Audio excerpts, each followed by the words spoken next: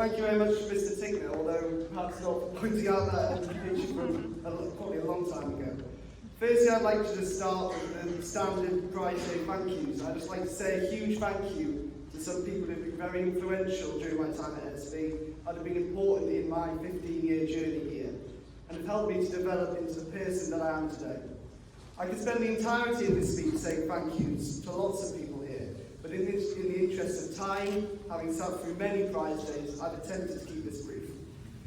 I would like to say just a massive thank you to everyone who has helped me during my time at NSB, but especially thanks to my A-level teachers, Mr. Patterson, Mr. and Mrs. Black, Mrs. Tigner and Mrs. Dodds, and to Mrs. Snowden, Mr. Harris, Mr. Watson and Miss Hopkinson, who have all helped greatly outside the classroom. I joined NSB in nursery in 2008, which suddenly dawned on me was before anyone in year 9 or below was even born. Having been here since nursery, I've had the pleasure and privilege of seeing the school grow and go from strength to strength. But throughout my time here, the excellent community and togetherness has always been present. In my opinion, this is something that's very unique to NSB, and it's a difference between NSB and other schools.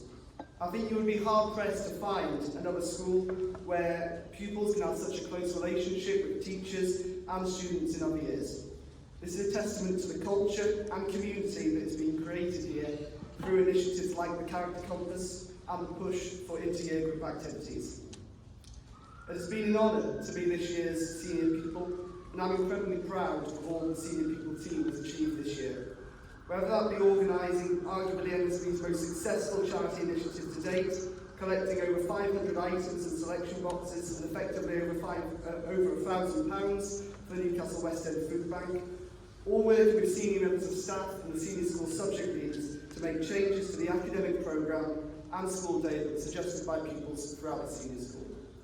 This could not have happened without the support and help of my amazing Senior Pupil team, so I'd just like to say a massive thank you to all this year's heads of houses and prefects, and especially to Thomas and Ben as my two deputies.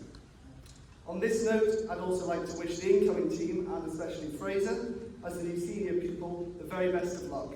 I'm confident that they'll make a hugely positive impact on the NSB community. When writing this speech, I was thinking about the most important pieces of advice that I could give to all the pupils today that could hopefully be of some use to you in the future. Firstly, at some points during your school career, you will all have to make some difficult decisions, whether that's around subject choices for GCSEs and A-levels, or decisions about what to do after you've left school.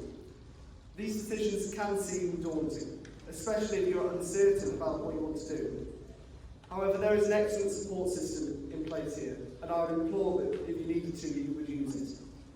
Also, I would simply say, do what you enjoy, and do what you're passionate about. If you do what you enjoy, you won't go far wrong, and you'll end up enjoying your time at school and beyond the future world of work much more. Also, while we're ultimately at school to get the necessary grades and qualifications to progress, it's more often that activities outside the classroom are the most memorable from school. In my opinion, this is something where NSB excels. The opportunities in sport, music and visits are endless. Just in my school career, I've had the privilege of playing in and captaining the cricket first 11. I've been on trips to Florida and Berlin, amongst others. And most importantly, I progressed in the triangle to first glockenspiel in orchestra. Even now, my experiences and opportunities at NSB have not finished, as I, along with 30 others, depart on Monday for a 2-week cricket tour of India, something that will be a memory for life and certainly cap off my school career here. This comes to my second piece of advice, and that is simply to take every opportunity given to you. We are all so lucky to go to a school that offers such a wide range of activities outside the classroom. Whether this is a co-curricular club or a trip to another country, the opportunities are endless, and there are certainly opportunities for everyone. We're so fortunate to have so many dedicated teachers who give up their free time in order to provide these opportunities. So simply I would say, take these opportunities, because as well as providing chances to develop you as a person, they also create lifelong memories.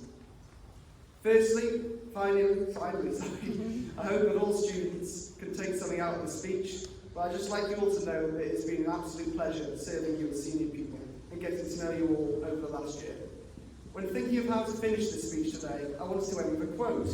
So rather than going with Churchill, Blair or Mandela, I've decided to go with someone slightly closer to home. While this phrase may be more apt on the cricket field, I think it's also a metaphor for how we should be looking forward, but not too far forward, and not linger on the past. So to finish, in the words of Mr. Harris, nothing is more important than the next ball. Thanks for listening.